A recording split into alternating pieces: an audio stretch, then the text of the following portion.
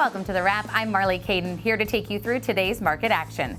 The S&P 500 closed just shy of 1% higher. The Dow Jones closed just about 0.9% higher, and the Nasdaq 100 and Russell 2000 both closed over 1% higher. Now taking a look at the leaders and laggers of the day, 10 of the 11 S&P 500 sectors closed higher, led by consumer discretionary, up 1.75% higher, followed by real estate and consumer staples. Energy was the only sector to close lower today, falling over 2.5% as crude oil prices plummeted more than 8%. Now let's look at some of the top stories. Iran launched ballistic missiles at a U.S. airbase in Qatar following U.S. strikes of Iranian nuclear facilities over the weekend.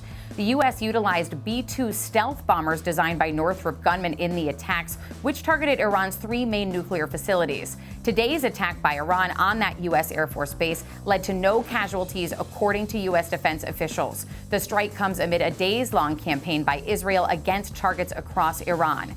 And shares of Tesla rallied over 8% today following the launch of its cyber cab in Austin on Sunday. The debut occurred in a geo-fenced area of the Texas Capitol with riders that were picked by Tesla and safety monitors on board. CEO Elon Musk announced that early users would pay a flat fee of $4.20 per ride.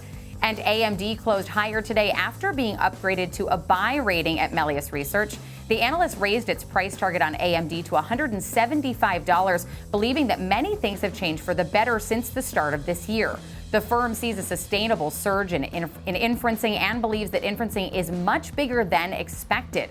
Shares of AMD are up 17% so far this month. And KB Homes' volatile post-market after beating estimates on the top and bottom line for its second quarter. The home builder saw homes delivered fall 11%, while guiding for an average selling price of between $480,000 and $490,000 for fiscal 2025. Today's existing home sales data for the month of May provided some relief to the housing market, though, rising from the prior month and beating expectations.